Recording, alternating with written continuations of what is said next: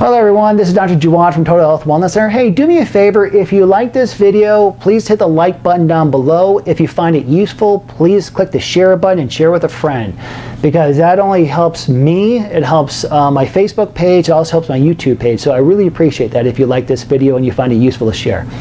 So what I want to talk about today is a topic that you can't go anywhere without seeing some reference to this. And I want to talk about gluten sensitivity or gluten intolerance, how gluten affects the body, and also too, what you can do to repair the damage done by eating gluten already. So gluten intolerance, it's a real issue, and what happens, the reaction starts as soon as you ingest the gluten. So what this means is that it's serious. So if you have conditions like ADHD, if you have an autoimmune disease, any autoimmune, particularly Hashimoto's or celiacs, if you have brain fog, if you have trouble sleeping, if you find yourself having headaches, this is something that you should start to avoid, and I'll tell you throughout the video. Now, gluten, otherwise known as gliadin, what it is, it's a sticky protein found in wheat, barley, and rye. And this is not the same gluten that we grew up with pre-1980, 1970, 1950. The reason being is because they've crossbred it so much, it's like making a copy of a copy of a copy of a copy. So actually what it is now, it's kind of a little more dirtier than it was back in our day. So where is it found? It's wheat. You find in the wheat, which is a grain. It can be found in like bread, pasta, and cereal, as well as many salad dressings out there. So many salad dressings have gluten in them. Rye, that's a grain. That's included in beer, it's included in bread and cereal. And also barley, which is included in stock feed products. So all of them include gluten, so they could lead to gluten sensitivity, which leads to a reaction of our immune system.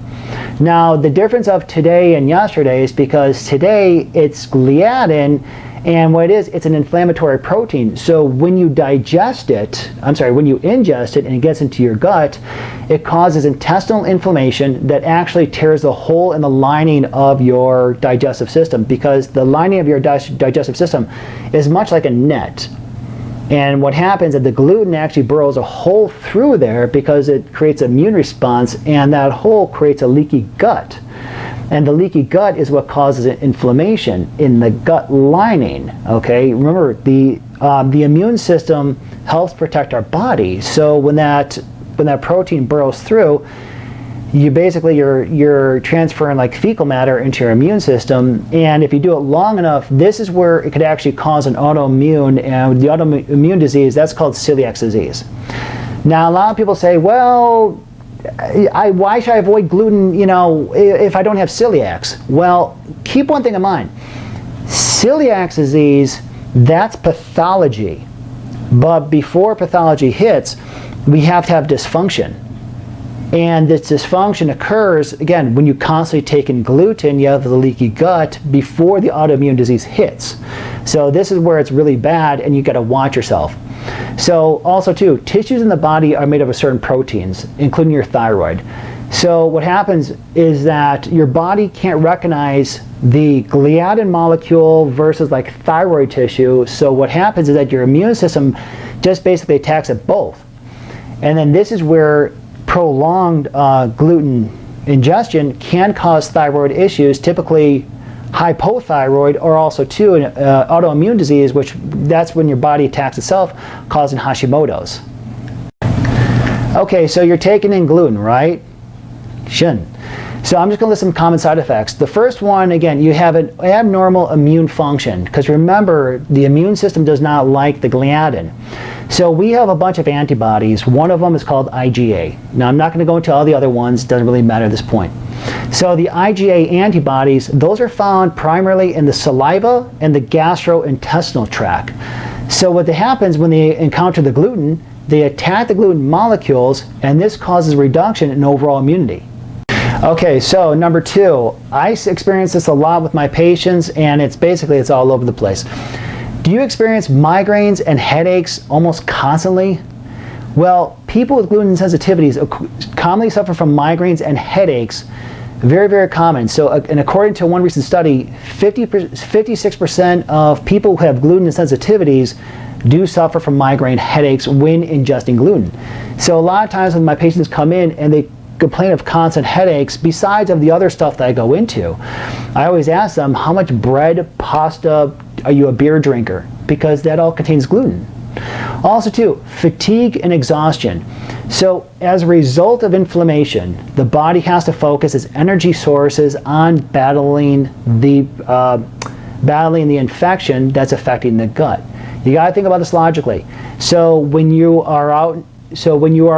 sick, the mitochondria, which supplies energy to our system, has to focus on doing one thing, and what it wants to do, it wants to slow down the other body's functions, because what it wants to do, it wants to fight off the invader. So this is where you get fatigue and exhaustion. Okay, so number 2, I experience this a lot with my patients, and it's all over the place. Do you experience migraines and headaches almost constantly? Well, people with gluten sensitivities commonly suffer from migraines and headaches. Very, very common. So, and according to one recent study, 56% of people who have gluten sensitivities do suffer from migraine headaches when ingesting gluten. So a lot of times when my patients come in and they complain of constant headaches, besides of the other stuff that I go into, I always ask them, how much bread, pasta, are you a beer drinker? Because that all contains gluten. Also too, fatigue and exhaustion. So as a result of inflammation, the body has to focus its energy sources on battling the infection that's affecting the gut. You got to think about this logically. So when you're sick, the mitochondria, which supplies energy to our system, has to focus on doing one thing, and what it wants to do, it wants to slow down the other body's functions, because what it wants to do, it wants to fight off the invader. So this is where you get fatigue and exhaustion. Okay, this is another one, number 4, very, very common. I experience this a lot in my practice. People who experience brain fog. Now, brain fog is a result of celiac disease, and also too, a very, very common symptom of people who have gluten insensitivity. What happens, remember, the body's immune system releases antibodies as a reaction to the gluten, to the foreign invader, which in turn impairs the cognitive function. Now, serotonin, we hear about serotonin a lot. Now, serotonin is one of those brain chemicals that calms down the brain. So 80% of serotonin is produced in the gut, 20% of it is produced in the brain stem. So when you ingest gluten, you're causing a gut inflammation, which lowers the production of serotonin, which in turn will give you, again, symptoms like ADD, addictive behaviors, OCD, but also too brain fog, because your brain is inflamed. So number 5, joint muscle aches and pains, because again, gluten insensitivity causes inflammation, which leads to muscle pain and also to joint pain. Okay, number 6, this is a very common condition. I see this a lot with my patients. I see it out and about, and that is gluten insensitivity causes skin problems. It causes conditions like eczema, acne, dermatitis, which is a very difficult condition to treat if you don't understand the mechanism. What happens is, due to the fact that malabsorption caused by gluten sensitivity affects the skin, which causes the itching, the rashes, the burning, the blisters. Because remember, when we ingest gluten, our immune system doesn't like it, so we actually have a heightened immune response due to the fact that our body does not like the gluten being ingested.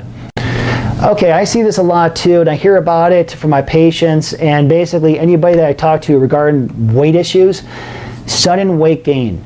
Have you gained weight without even trying recently or basically over the years?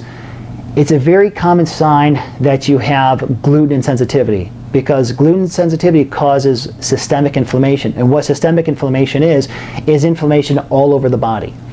And what the reason is because gluten, what it does to the body, it causes malabsorption. So remember, your body can't absorb gluten because it's a foreign protein.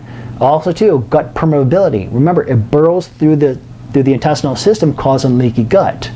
So therefore, anybody who's gluten intolerant should avoid gluten at all costs, and you'll see the weight will come off. Okay, so now that I just told you all that bad news about the common signs of gluten sensitivity, I'm going to tell you some good news, okay? I always like to end my videos on a good note. So, what can you do about it? First and foremost, I always talk about diet. Start to remove all gluten from your diet immediately. Now, it's really hard to go gluten-free. I'm guilty of it too, so I always consider myself gluten light. But what I do is I take away all the breads, the pastas, the cereals, anything that's just loaded with gluten that will cause a reaction. So first, take that away from your diet. Then what you want to do, you want to grab some supplements. Now, there's a lot of supplements out there that I can go on and on about, but what I always recommend to make it simple is 3 of them. First, you want to do L-glutamine.